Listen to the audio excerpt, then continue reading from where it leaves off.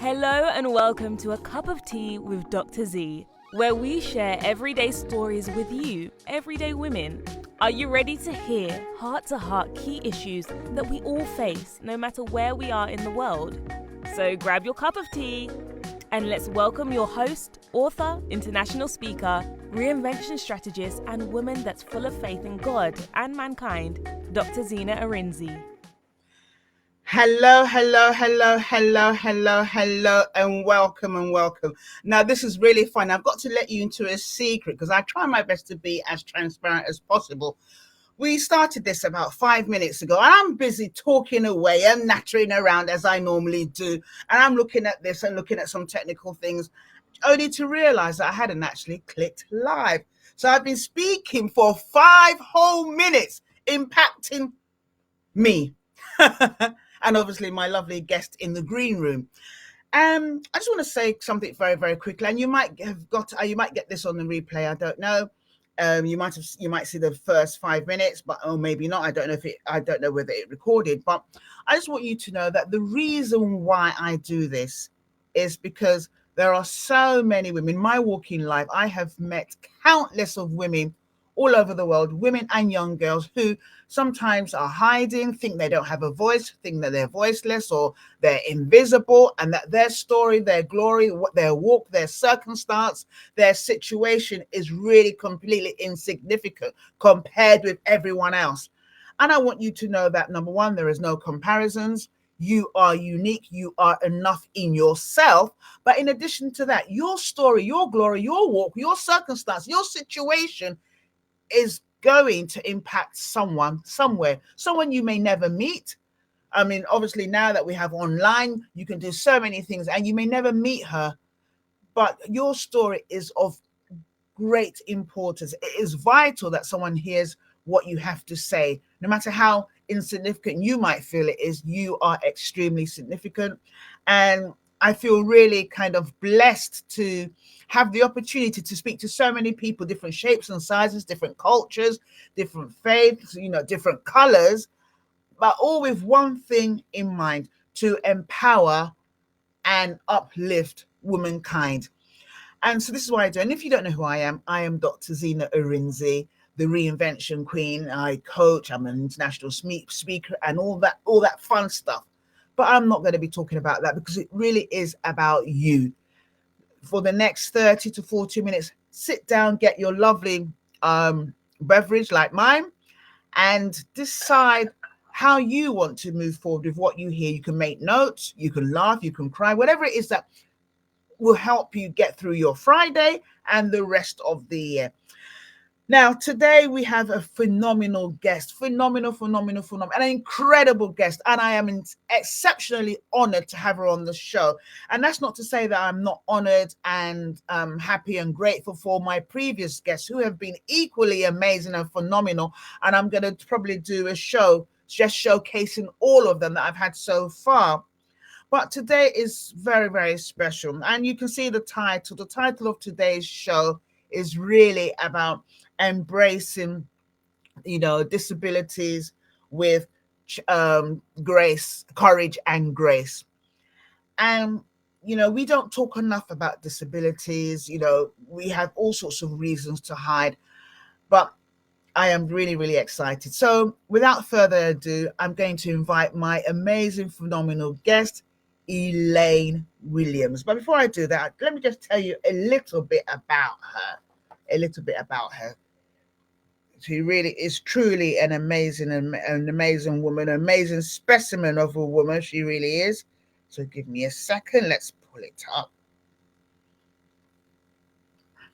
It's so funny when, you think you're doing all the right things. I was just laughing, busy talking away, and I'm wondering, why, what's happening? Only to find out that I wasn't live. Anyway, so I'm going to give you a little insight about my next guest, who's going to be coming in a few seconds. She's been working at Parliament, so it's here in the UK with me. We'll bring it back home. But she works in Parliament, and she's been working there for the past 7 years. She had a terrible accident about 4 or so years ago, And that caused her to be transferred, as a team hub assistant on the back to work program, to not just ease her back to work, but to ease, the candidates and the other people back to work, so they get used to the working environment. I understand that a bit in terms of having a phased return. Now, prior to working at Parliament, she had her own amazing, successful business as a global virtual assistant with a wonderful team. And she's also worked as an executive assistant to Baroness Doreen Lawrence, OBE. For those of you here in the UK, you would know of the Baroness and Stephen Lawrence in 1993, the death of Stephen Lawrence, down to racist young boys. She's was also the executive assistant to the director at the National Maritime Museum. She's worked in the music industry as a publicist in the States. And in her early career, she was the editorial assistant to Edward Enninful, who you might remember him, the British Vogue director, when he was still the director of ID magazine. She also worked in the BBC in her 20s, and then she decided to return to the education sector to become a journalist. She went on to write for The Voice and work for The Voice and its sister newspaper, the sister newspaper.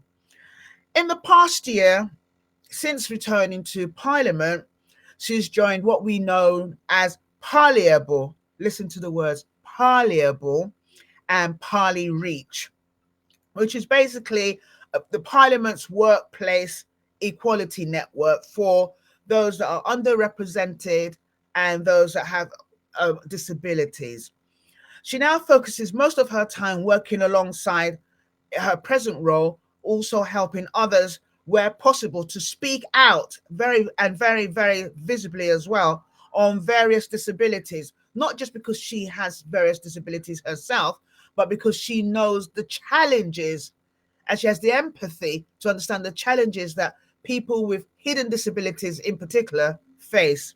She has functional neurological disorder. She has essential tremor in her hands and her head. She also has experiences dissociative, and I'm saying it, I'll ask her to pronounce it properly when I bring on the show. Dissociative disorder, dyslexia. Now I have a list, but that's no excuse.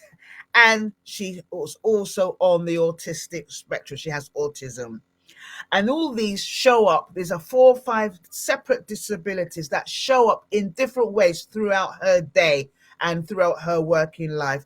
In her own words, my next guest, Elaine Williams, has said that every day is a challenge that an average person cannot see. And I struggle and push past the blocks, and I live to some extent a fulfilling life.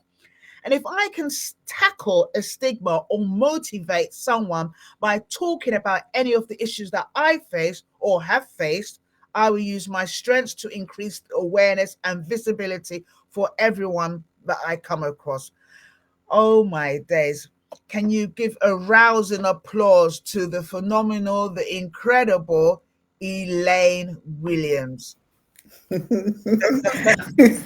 Thanks, Zee. I feel as if I should get a round of applause. Thank you. That's really nice of you. Oh, thank you so much. How are you? I'm okay. You probably noticed what was happening when you were in the green room. Here I was nattering around and talking and doing all the kind of things that I do well. And this is not working. Just only to realize that I wasn't even live. But I'm live now. So if you're watching now or you watch on the replay, we are live. A cup of tea with me and my wonderful guest, Dr. Zee, where we spotlight amazing, phenomenal, incredible, everyday women like my current guest who are doing extraordinary things around the world. Now, my guest here, the amazing Elaine Williams, happens to be in my neck of the woods, so I've brought it back home. Normally, I'm either in Canada or in America or in Mexico or somewhere, but I brought it home, and not just to the UK. I brought it home to my neck of the woods, Southeast London, Kent environs. She's just literally probably a 20-minute drive away from where I live. I only found out that the other day. Mm. So we're bringing it home. Elaine. I'm going to stop Hey, talking. Z. Okay, thank you so much. So Elaine. I was reading, your bio, and it's like I have my youngest daughter is on the spectrum. She has autism. She's high functioning and stuff like that. So probably a bit like yourself. But you're right. You have no idea what people go through. I just, she has one disability that I'm aware of. But it's a challenge. So I can imagine as an adult, and a black woman for that matter, and in the UK, and a woman who, I'm not gonna. I don't want to be rude, but you're not in your 20s, or you're not in No, a teen, you're 30s. So some of these things that we're talking about now are only now coming to the fore.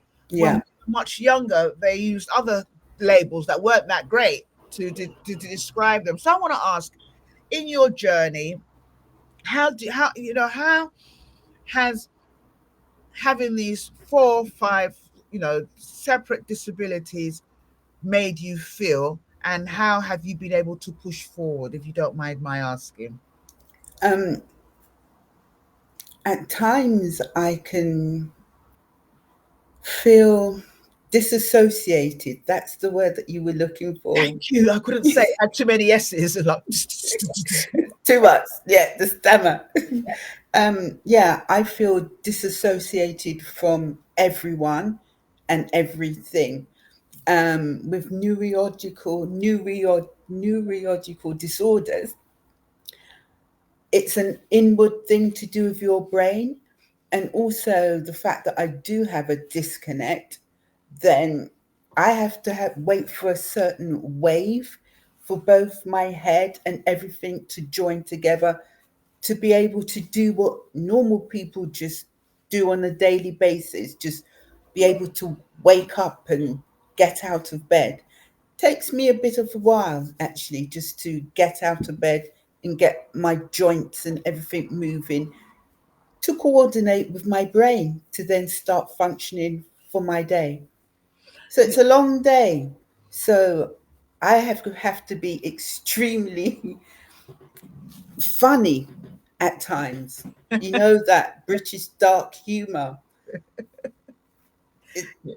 That's the only way I can describe it, to get over the blocks. Yes. Yeah. I mean, I'm, like I said, I'm so incredibly grateful that you have actually agreed. I'm honored for you to be on the show, and I don't take it lightly. I'm exceptionally grateful. And when you talk about being disassociated from your body, when you talk about sometimes not being able to get out of bed, I And can. it's not just a depression, oh, I can't get out of bed Mm, today. mm, It's to do with my joints. My joints, it's like a spasm when I mm, walk mm, sometimes. I mm, should walk with a cane, but I don't like want the dependency mm. of something. I've been told I should get better sooner or later, so let me work at it. Yes, yes. I mean, what I like about what you've said is the fact that, you've taken control of your life. You haven't allowed the situation, the circumstance that, that you're, in, unfortunately, is you haven't allowed it to stop you. No. So you've remained unstoppable. I have to say, live on air, that this woman is an incredible encourager. I'm throwing little hissy fits, and she's like, Z, no, it's all right. And I'm thinking, what? Or I might write something, and she'll say, you haven't spelt it right. And I'm like, sorry, you dyslexia, I don't. Leave me alone, That's that's the journalist. You can tell I'm a journalist then at that part. Yes. So I'm writing the Why copy. writing it this way? So I'm writing the copy for this, and I'm sharing it with them. Like, Elaine, do you like this? This is what I'm thinking. And she goes, yeah, but you need to change it. I'm like, right, now I have no disabilities. I can read, I can write, I can read, I can write. Exactly. I can walk, I can talk. I can talk. But Yeah. here she is, this amazing woman correcting me. And she's the second person in my life. I have another very good friend of mine, which I told you about, Dr. Norva Abiona, who does the same thing. And it just goes to show that we need to move away from what we think things are. The labels that we see, what we think things are. If you have autism, for instance, and people that don't understand will think that, it's something else. Why is this person behaving like this? Why is she strange? Why is she difficult? Why is she literal? Why is she direct? Whatever it is, because obviously these on the spectrum, it presents in different ways. I've heard people say, oh, your daughter doesn't look like someone who's autistic. How does someone, it's a spectrum. Yes. It's a not spectrum. a dimensional, one dimension person that has it. We all may touch upon it, but we may not recognize it. That's all. And that brings me to the next point in terms of as older women, because these conditions were not recognized in our communities when we were younger. Sometimes you will not recognize it. So that's why you find out now many women, it doesn't matter what color, for this particular point, women across board in their 30s, 40s, 50s, 60s, even 70s are beginning to be diagnosed with all sorts of things: dyslexia, autism, ADHD. In fact, I had so maybe you got ADHD and all that. I mean, and because of this, sometimes when you have a label, if you're not careful, you internalize that label and decide to behave the way that the label says that you should behave. That you're supposed to be. Yeah. Yes. Because it's scripted for you. Absolutely. Or you begin to walk in limitations based on what is expected. The doctor says this, like you said, you have been told that you need to use a cane. But I've known you for probably just over a year, I would say. Over a year now, yeah. And I've never seen you with a cane. No. Never seen you. I remember we saw face to face, I think in November, December, and no, it was February. Was it February? You see, it was February when we went to the strategy day. You see, yeah. And and she, she didn't have a cane. I didn't even know she needed a cane. And so this tells us that whatever labels we have, whether you have a disability or not, whatever labels that have been put on, you can move beyond those labels and be yourself. So rewrite the script for yourself. Rewrite your script. Don't allow labels to keep you bound. My fantastic Elaine, this is a fantastic example of, not being bound by those labels. And she has 4 different disabilities. In fact, I have to say this. I remember we were talking about something probably about 2 weeks ago when we were preparing for this show. And one of the things that Elaine said to me, and she's smiling because I did tell her I was going to say, is like, we were talking about something and she said, well, I don't know right now, Zee, which disability I'm dealing with right now, and I'm like, yeah, okay, but that threw me, and and it showed me again how, and I know this isn't a Christian show, but obviously I'm a Christian, so it will always pour out, no apologies, but it just showed me the miracles that is God. The magnificency that is God, the mightiness that is God, that even we go through things that are so challenging, we are still able to identify, different things. And when you were explaining, and I'm going to let you talk about this a bit more because you can do it better than tell us a bit more about how that feels, and what you need to do, because I know you do lots of self-soothing and stuff. I do a lot of self-soothing. I have to keep within a routine.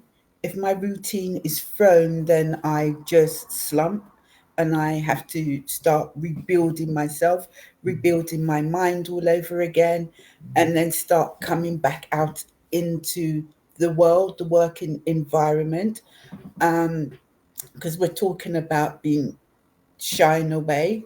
That in itself is a difficulty for me.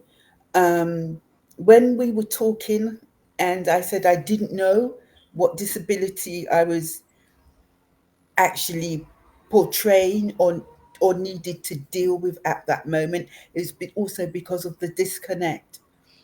So we were talking, and I wasn't sure because things were starting to come together if I was in my autism phase of the spectrum or the dyslexic side. But usually I can tell because obviously I write.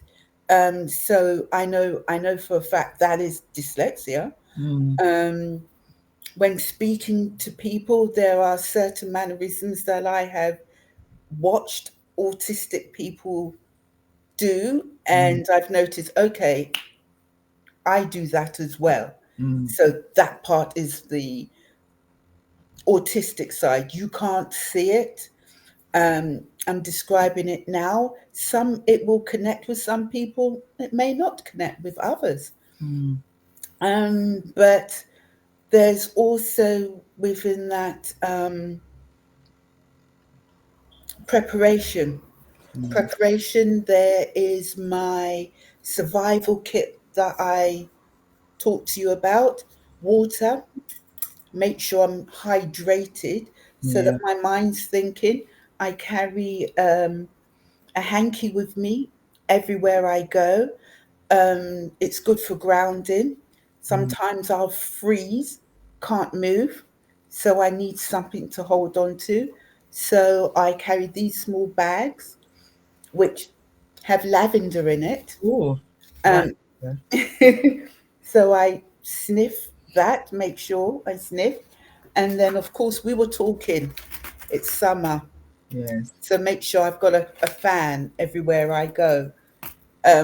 If I want to be a little more discreet, because you're talking about grace, I actually sometimes people will see me just doing that delicately. Delicately, as if you're Delicately. just coming from Ascot That's it. or Bridgerton. Or Bridgerton, because I work in a palace, of Yeah, course. of course. So I just carry that around, and no one will know. I'm into environment, so I make sure I carry hankies rather than tissues, which Yeah. you'll just throw away and waste. As soon as this is finished, put it into the washer, and you can just recycle it. I love that. I love that. I love that already now. I mean, if you're listening right now, whatever platform, if you're not here live and you're maybe listening on LinkedIn, on YouTube, or maybe on Instagram or Facebook, because some of you identify later, because you'll be surprised. I used to think that only the people that I could see, but later on I see, oh, I was listening somewhere else. Right? Okay, so whatever platform you're listening to right now, I'm hoping that some of these tips that Elaine has just shared, what she does, will be helpful for you or for someone that you know. So she's talked about grounding.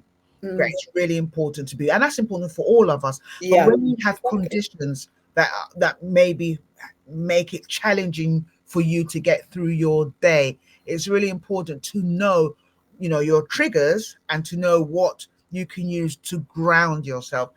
My youngest daughter also, she has her own techniques that she uses to ground herself when she has a bad day, a bad time. She has a fit, an emotional fit. She has her own things that she uses. So I really get that.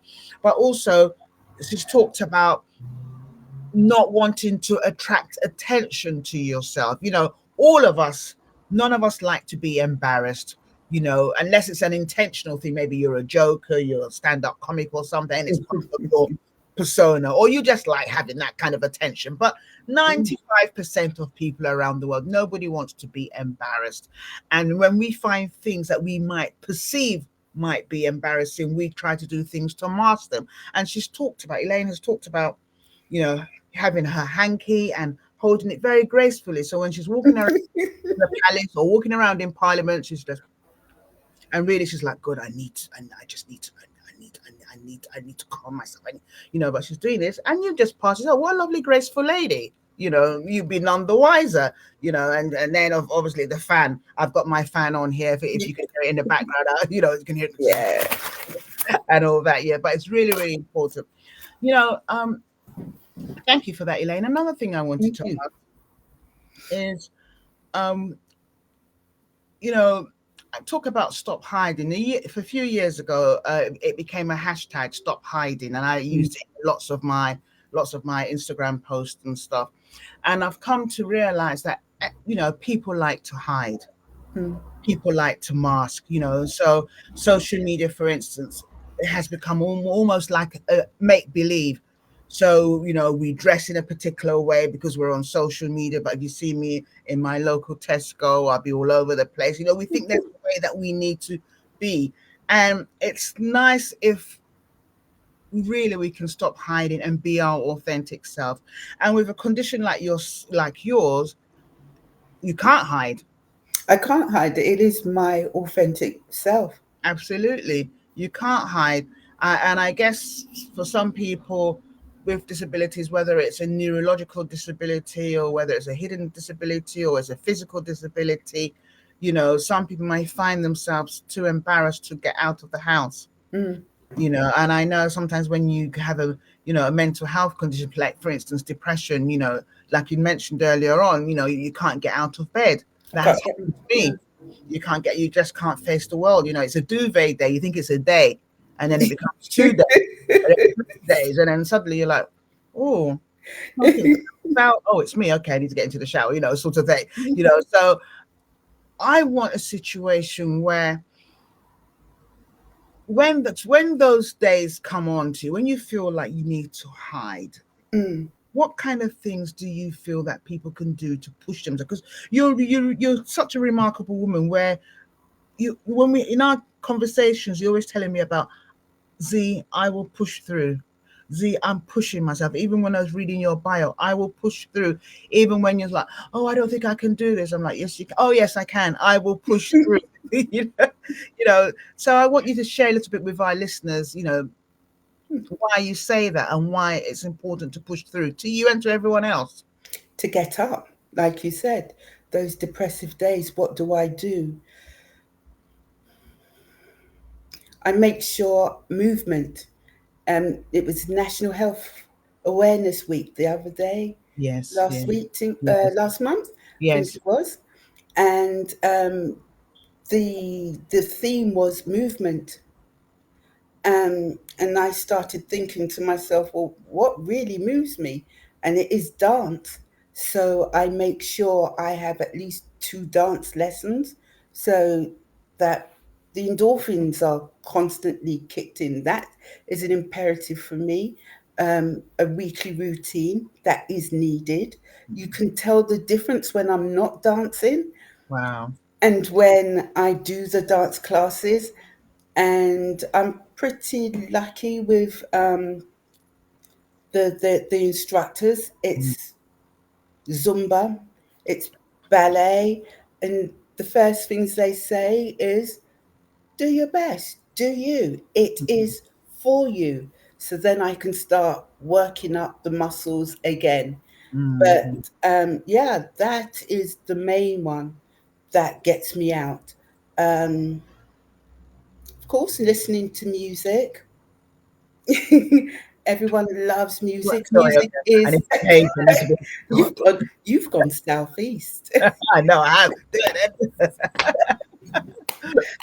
only south knows south. Yes, you know. And that's a connection for everyone. So someone's going to like a record somewhere. Doesn't matter what it is, as long as you start tapping your feet and so forth, then the mind starts to move to that way rather than the opposite way, which is that it wants to keep you down. It wants to fight to keep you down. So you fight to keep yourself uplifted. I like that. I like that movement. Yeah. People really underestimate the power of movement, Yeah. And slowly and surely things will start to, you will start to move. You will start to move differently. I get that. Walking, I remember probably maybe I think 2018 I started this campaign, Walk to Fit, where I was walking every day, and something, I don't know, I don't know what possessed me, and I was doing it on Facebook. So when I wasn't walking, people were like, well, "Are you not walking today?" So every day I was walking. It was walk. I think it was Walk to Fit 2018. I think that's when it was, and it was like I was walking from about, I think it was about April 2018 until the end of the year, and I was walking every day, and not. I lost a lot of weight, which is fantastic. But the way that I felt, my mental health was optimum. I felt Mm. so good on the inside. I felt, supple. My knees were Yeah. achy. I'm like, wow. It was really, really amazing, and I actually got so much out of it, more than when I go to the gym. Mm. And so I can 100% attest. And many other women around the world started walking. And what was happening is that people were, when I wouldn't walk, people would send me a message like, "We haven't seen your Facebook Live. Are you not walking?" I'm like, "There's this woman from New Zealand or from somewhere. Like, what do And you get to be known for that. Yes, yes, yes. Right. Yeah. It was pretty cool. It was pretty cool. But like you said, movement is amazing. Situations, whatever it is, situations, you have a bad day at work, a bad day with your husband, your child, your partner, someone, you're driving and someone cuts you up. That can keep you stagnated. You can be fearful. If you have an accident, you don't want to do things. You're scared. Yeah. You get triggers and stuff like that. But true. movement. Never, people never ever underestimate the power of movement. You can go to Zumba. You can go do Pilates. You can walk. Walking is, enriching. Walking. It is 5 minutes. Walking. Yeah. Walk. Sometimes I do that myself. I'll just say, okay, I'm going for a walk. And I just go for a walk to the museum down the road, National Maritime Museum, because I'm so close. I just go, walk, and Greenwich. walk back. So, yeah. So, you're right. And I can testify to that, what you're saying, because that's how I feel as well when I go for my walks. It's nice. And so it's not always, for weight loss, although that's important, and, keeping healthy, that's important. But it also helps to keep your mind healthy, your emotional well-being, walking, movement. And I'm so glad you said that, movement. People think, oh, you go through a thing, you just need to stay in one place. I remember earlier on in the year, going through a burns accident, which was really quite terrible. But in the scheme of things, it wasn't a disability. It's not a disability. Yes, I used crutches. I used a stick for a while and still use it every now and again, but it's temporary. It was so important to me to move because I didn't want, my knees, my legs to get stuck together. They said to me, if I didn't move as the burns are healing, it will, fuse together and I wouldn't be able. So that was being the vain woman that I am. And I can see. I can see you do your little At day. some point, yes. I didn't. I suddenly had visions of my legs. My knees kind of gluing together. So it didn't take too much convincing from to get you to move. get me to move. I was moving up Because and your down. legs would have been so stuck together. Absolutely. So I was moving up and down. And I can remember my children like, "Mum, can you kind of stay in one place before you fall down?" I'm like, okay. So it's about balance. But Yeah. I mean, the story I'm trying to really bring out of this is that movement is so underrated. It really is. It really is. I want to speak to you a little bit about being a voice for people who have challenges, who are unrepresented in different ways. I watched something recently. I think it was on This Morning or something. I think you shared me. I think it was you that shared the link. I think, or someone shared the link. And it was where different people from different parts of the society community were being employed, and there was this Down syndrome. Down syndrome. Yes, Yeah. there was this lovely, beautiful woman who was employed as a catering assistant. Yeah. And it was, her sense of humor was absolutely phenomenal. She laughed a lot.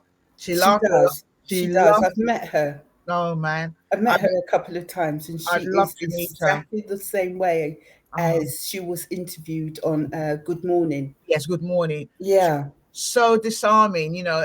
That's the kind of person that if you have a bad day, you go to get some coffee or get a sandwich, and she speaks, you just start laughing. Yes, So I'm doing it now. yeah, Yeah, she was so warm, so affable. And it just shows that we just need to give everybody a chance. Everyone yeah. deserves a chance, because everyone, if you want to work, you deserve to work. Yes. Because that would make you feel more worthy. Self-worth. Yes, Self-worth. That yes, that is what she gets from the position as a working Down syndrome person at Parliament. The self-worth, the glow in her face when she knows that she is running her day, her own day for herself. yes, She has yes. to get up in the mornings. She has to get to work on time. How many members that work on the estate? She has to feed them. She's got to know time management. So a lot of movement goes on. So yeah, I can see what you see as well. That was That absolutely sense of incredible. pride. Yeah. As Because I watched it, and when she was being interviewed, so she was laughing. She was. I just love it. I just love it, and mm, that was just amazing. And I just want to talk a bit about that, because I know you advocate for people like that, for I people do. who sometimes will not get the light, will not get the chance of day. Some, they'll be discounted, for, well, you can't do the job, you're not physically strong enough or emotionally strong enough, or you're stupid, or whatever is labels that people like to use. And someone who has so much capacity and so much capability and potential is passed over. So I want to ask you a little, because I know that you're very passionate about this. So I want to ask you, what led you to do that, and how tell me a bit about that. I really want to know. What led me to do it? Yeah. It's something that I wanted to do. To get on the committee at work, Parliament. The word Parliament, Parliament means to speak. So I wanted my own voice to be heard. Like he said, I have a number of disabilities. So if I want my voice to be heard, I've got to take that action to make sure that it's heard. And then within that, as I'm walking around the estate as an advocate, I get to meet everyone. I get to be able to speak to everyone. So I can see from their point of view. Then I can take it back and speak on their behalf. Hmm. Oh, I love it. I love This it. summer, I think her name was Linda. Linda, yes. I, Thank you. I knew you were Lovely. going to remember. I was trying to remember. I'm like, I said, I bet Elaine's going to remember. I was trying to remember, and I didn't want you to know that I was trying to remember. No, it's okay, darling. Like Linda, I've met her a couple of times, but I mean, I make sure that she has her space. I just ask her, "How you doing?" She's going to truthfully answer. A Down syndrome person is going to truthfully tell you how they are, Mhm, and so I ask her, and she's happy. mm, mm, She's very happy. So I don't need to do anything else. I know she's happy. mm. On to the next. Yes, I love. So it's like you do. So it's like you're a. When we're listening to you, I could liken you to maybe a local councillor in the community, but this time you're kind of looking out for, people who are unrepresented, because of a disability or something similar. So you're actually being intentional about asking them, how are you? Yeah, And listening to what they're saying and listening that's to what right. they're not saying. Yeah, And with your own condition, you can watch certain, work out work exactly out. how Right. they're feeling, and then I can go deeper if a conversation needs to be had.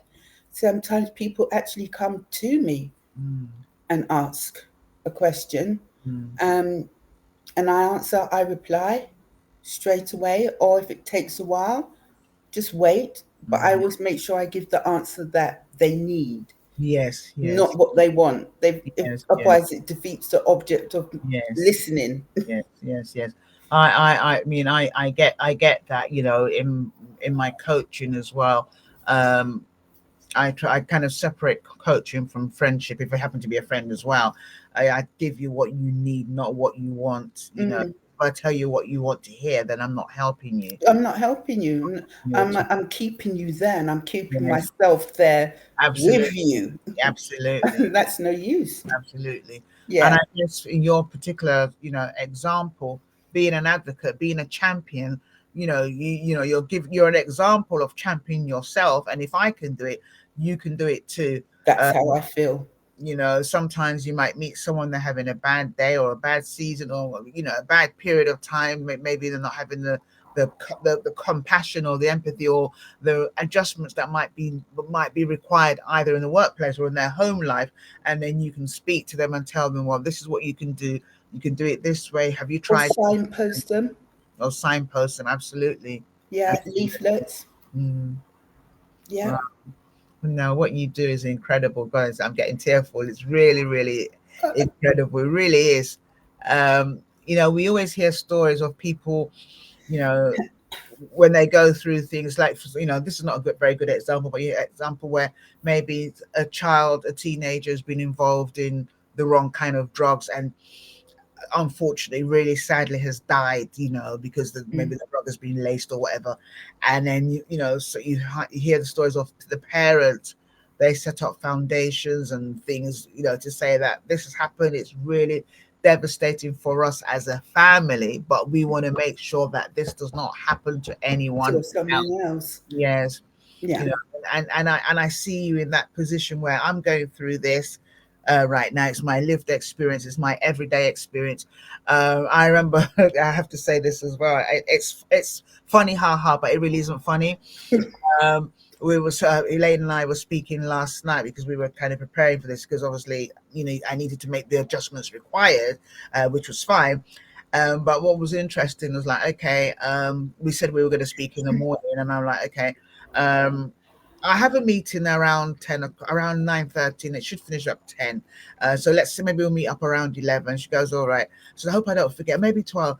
And then she set her, I have to say this, I'm so sorry, because it really made me laugh. And then she set her Alexa for, Alexa, please, can you remind me for meeting with Zena at 7:45? I'm like, so I'm thinking, have I done something wrong? I'm sure I said 11 o'clock. At 7:45, I'm either in the middle of prayers. There's a prayer line I follow. I'm praying or something, getting rid of them. So I'm like, Elaine, no, 7:45 is too early. We're not doing this until 7 o'clock in the evening, but we can meet around 11, 12. She goes, no, I'm setting it for myself because I need at least 4 hours to get ready. Just in case the body's not moving or the mind decides that it doesn't want to work, to try and get a connection in order. Yeah, it was a lot. Yeah, so that made me laugh, and it reminded me of my daughter who, when she was younger, I'd ask her to wash the dishes. And said, no, don't put them in the dishwasher. You're wasting my electricity. I mean, now nobody washes dishes; they just bung it in the dishwasher, and I'm always the one that empties the dishwasher. Well, that's a different story. Anyway, so, and she was washing the dishes, and then she will stop halfway, and I'm like, why? I need to wash. She said, I need my hands are dry. I'm thinking, but your hands are in the water. I said, no, but I need to wet my hands. So she would actually stop washing the dishes, go somewhere else into the bathroom, wet her hands, and then come back and wash the dishes. And for the life of me, I couldn't get, I'm like, what are you doing? I'm shut. Can you just get back and wash the dishes? But it was her way. Yes. Yeah. And she's much younger then, but I can now see the different routines, that you have and other people have to be able to do things that seem quite ordinary or simple to neurotypical people, for instance. Where neurodiverse, they have different sort of ways they do things, and that was quite interesting when you said, I'm like, okay, 6:45. And I'm like, no, I said it. She said, no. So that was, that's your reality. And that's my reality. Is my brain going to work? Is my body going to move? Am I going to be able to function? The nature of the disease itself is to function, which means, can I get up and walk? I know I can do it, but I need assistance. at certain times. Mm. And I am my assistant, so I better get moving. I love that. I love that. I love that. Talking about that, I just want you to share quickly because that's another thing we didn't touch on. If you can share quickly on the FMD. That's the functional neurological disorder, Yes, which is what I yes, talked about. yes. Yeah, that's the body. Um, movements are stagnant. Um, there's a tremor that goes with it. Mm. Um, I also suffer from a trauma as well. So sometimes it's funny. It is funny sometimes, just when I'm stuck in the trauma, um, and I'm trying to move, but I can't. And then I've got disassociation as well to go with it. And I can hear people being really, really nice to me and saying, just breathe. And inside I'm thinking something else to say to them. But because they're being so nice, at a certain point, I just have to say, I can't breathe it. At that point, Yes. it's on my terms, Mm. and I have to get myself together. And so then that's when the kit comes in. Certain Mm. things, Yes. pictures, Yes. everything has to be nice, and it's so ironic that everything has to be nice for me. Mm. Um, but I don't believe in fairy tales, and I've ended up working in a palace as well on top of that. So that's the irony of this, sort of all of this. You know, um, I'm sure. I mean, people are listening. People that will, watch this on the replay, and when it gets put on Spotify and stuff and all that, when they listen to the audio, they will agree with me that you are such an amazing, incredible woman. You're unstoppable. I love the humor, and I love the fact that, in spite of these challenges, you have refused to be hidden, and you have refused to allow what you go through on a daily basis to stop you. You are moving through life with courage, with grace, and you're a woman of your word. That really, you're a woman of your word. And I'm not going to share because this is for myself and Elaine anyway, but she is a woman of her word. And yeah, I am so grateful that you've come on the show, and I'm so Thank you for grateful. asking me, Zena. I knew you Thank could do you. it. And I knew whenever we hook up, we always tend to do like a Madden, and that I love. And we've got something else coming up to do together. Yes, yes, Yeah, and I'm we're looking going to forward to spend. that. Yes, I'm looking yes, forward to that. I'm looking forward to that. yeah. We'll Now, just do a mad thing. a mad thing, a Southeast London thing, But I just want to, before we kind of round up, I just want you to, if you may, share some key tips that will help anyone, whether they have a disability or not, Mm. to help them get through when they're stuck emotionally, stuck, physically, stuck in their mind. What kind of things can they do? Because I know that disabilities are very much linked with mental health conditions, and people feel that it's separate, but there are lots of linkages. There As are. yeah, when you have one, it could affect you one way or the other. So what kind of tips can you share with our listeners and viewers that will help them or help someone that they love? Um, Workplace or personally, get a coach, or a mentor. Um, Professionally, because that's the quickest way to get to your personal goal. I mean, Dr. Z is a coach. I used Dr. Z to get in front of you today. So I recommend a mentor or coach, professionally or personally. It's basically it's someone there to have your back if you need be, if you're gonna fall. We all know that. If you fall, we need help to pick ourselves up. Yes. Number two, um, what works?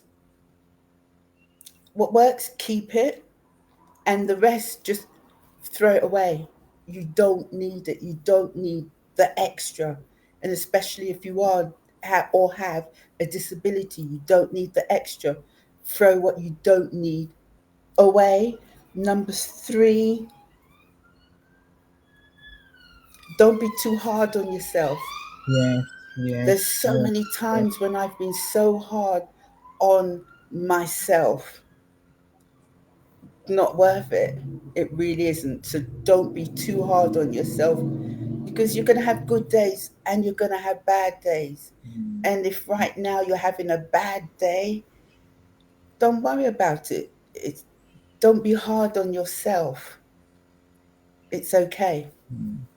That is I And we understand that one. forget that. That's the thing. That's why I brought it up. We forget it. Yes, Just a little reminder to yourself. It's okay. Don't worry about it. yes, yes, yes. That is so, so true. Give yourself some grace.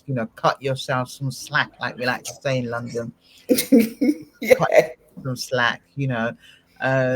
So just to recap, Elaine said, number one, get support, get a mentor, get a coach, especially in your professional life, because it will help you. The fastest way to be able to balance both your professional and your personal life. And if you're getting a coach or a mentor, get someone that actually understands the situations that you are going through and can give you the right support, or can signpost you to what you actually need. Mm. Then the second thing you said was, in terms of what you don't need, bin it, and what you do need, take it forward. So you don't need everything and everyone. Then the third thing, Elaine very helpfully mentioned, is the fact about cutting yourself some slack. Be kind to yourself. Pat yourself on the back. On the back. Grace, when you to get out of bed, Elaine. I Yeah. have to clap for you. Just start clapping. To clap for you to get out of Exactly. I got out of bed, mate. I'm bed. so appreciative. And I just remembered I didn't even offer you a. Oh no, you don't do I tea. don't, but No, I remember. I did say I would, you know. So I can't pour that in there.